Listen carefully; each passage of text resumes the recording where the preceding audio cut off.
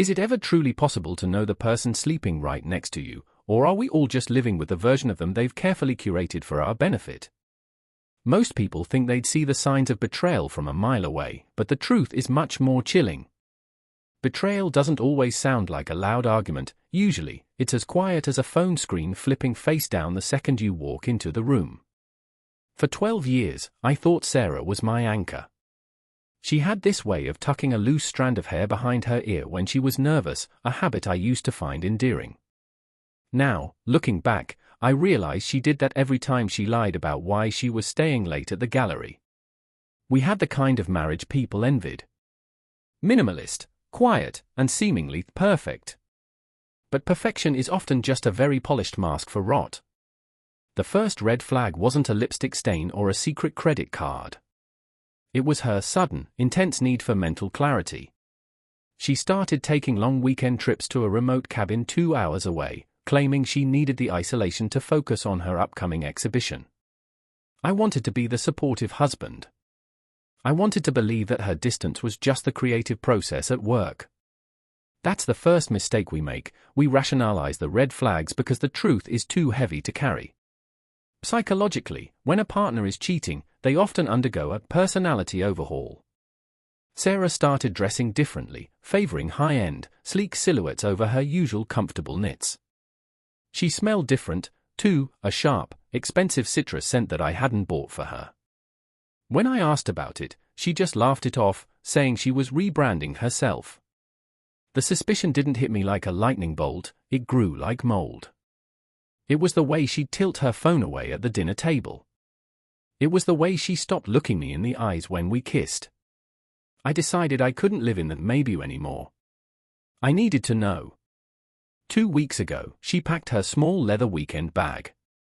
She gave me that same nervous hair tuck and told me she'd see me Sunday night. She was heading to the hideaway, the cabin she'd been renting. I waited an hour, then I got into my car. The drive was the longest 2 hours of my life. My mind was a chaotic mess of evidence and denial.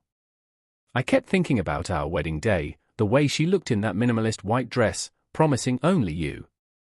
But then I'd remember the way her thumb hovered over the delete button on her messages. Have you ever felt that physical ache in your chest when you realize your life might be a lie? It's like the air in the car was getting thinner with every mile. I arrived at the cabin around 9 p.m. I parked half a mile down the road and walked the rest of the way in the dark.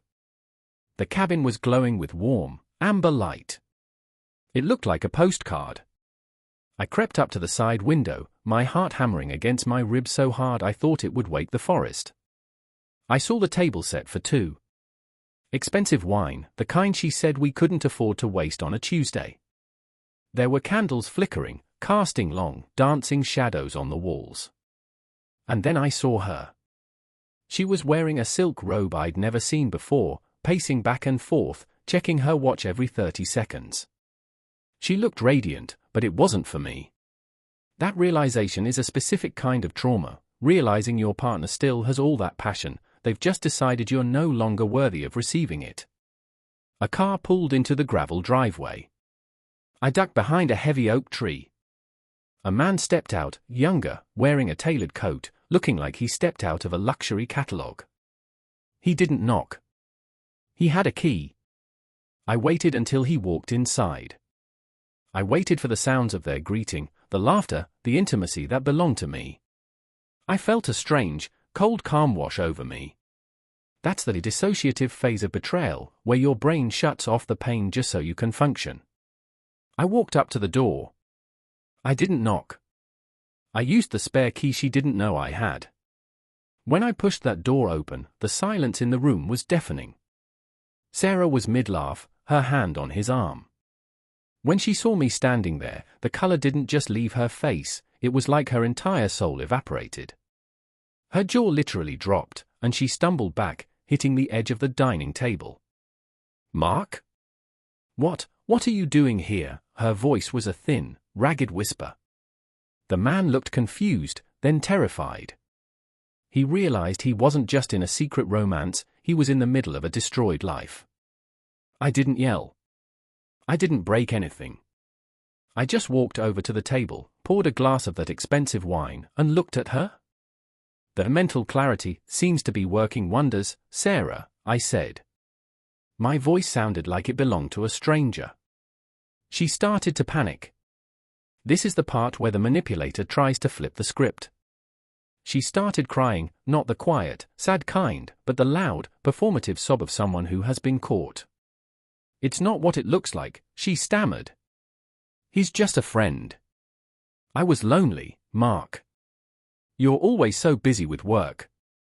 That's a classic gaslighting tactic, shifting the blame onto the victim to justify the betrayal. She tried to make her choice my fault. But the evidence was on the table. The 2 plates, the silk robe, the key in the stranger's hand. I looked at the guy. "You should probably leave," I told him. He didn't need to be told twice. He grabbed his coat and vanished into the night, leaving her alone to face the wreckage. I spent the next hour watching her try to piece together a lie that would save her. But the more she spoke, the more the premium image she'd built started to crumble. I realized in that moment that I didn't miss her. I missed the person I thought she was. And that person never existed. The lesson here is a hard one: you cannot fix someone who finds peace in deception. When someone shows you who they are through their actions, believe them the first time. Don't wait for the cabin, the wine, and the stranger to confirm what your gut has been screaming at you for months. Your self-worth isn't determined by their inability to be loyal. I walked out of that cabin that night and I never looked back. I left her there, in the silence of her own making, with a bottle of wine she couldn't finish and a life she'd just set on fire. Now, I have to ask you, have you ever had that gut feeling that something was wrong, but you chose to ignore it to save your own heart? Or, if you were in my shoes, standing at that door, would you have walked in, or would you have just driven away and handled it through a lawyer? Let me know in the comments.